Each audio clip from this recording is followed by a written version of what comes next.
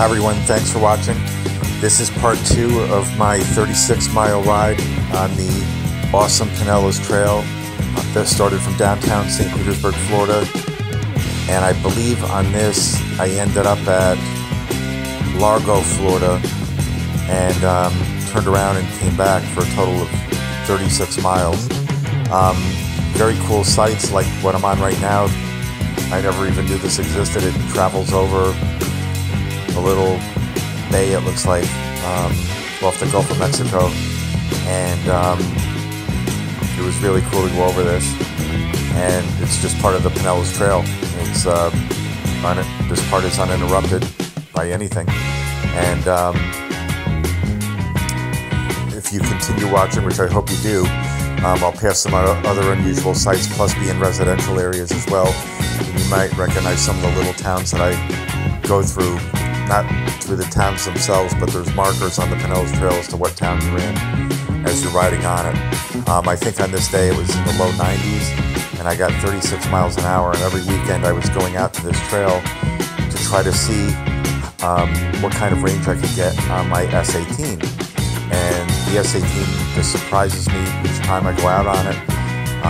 I think I started doing a 20-mile ride, then a 25-mile ride, etc., on up to this current ride, because I constantly saw reports on Facebook and elsewhere that people were saying that they didn't want to get the S18 because the battery packs are too small,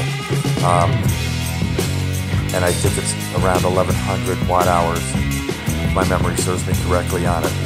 Well, I'm 200 pounds in this particular video, and I was able to get 36 miles out of it, and I still had a decent amount of battery remaining.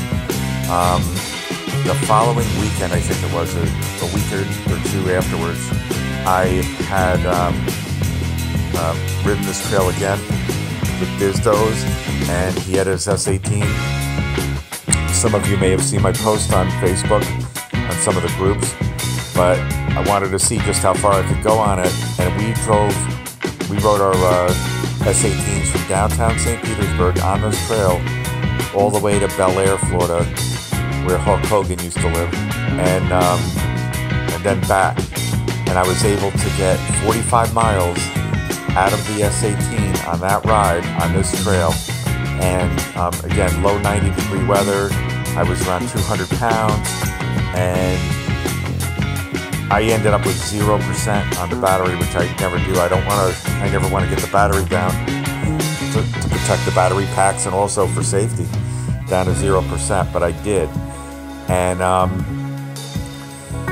what it showed me was that this wheel, the S18, my maximum range on it at my weight of 200 pounds is 45 miles.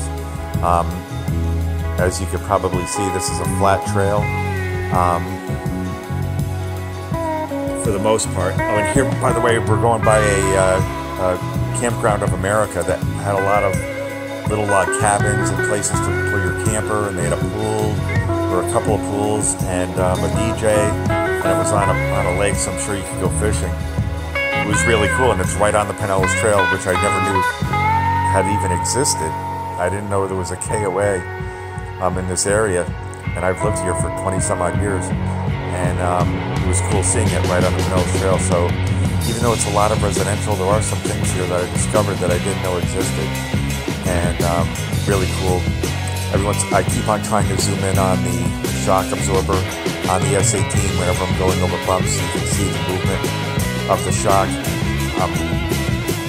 Even though it's a flat trail for the most part, there are some bumpy areas, transitions. And when I ended this ride, my blue ring was about 25% to 30% from the bottom, so the shock was doing its work. The ride felt very smooth, felt very comfortable. I really enjoyed it. But anyway, what I was saying about the range is, so for me, a 100-pound rider, mostly flat surfaces, even though on this ride I had to climb over 7 very tall overpasses, over main roads,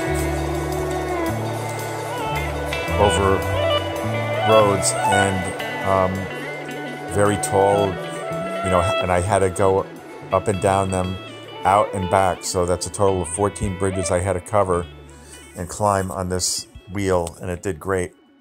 So anyway, enjoy the ride, enjoy the music. Hope you contemplate getting yourself an S18 if you don't already have one. And it has plenty of range for me. Thanks.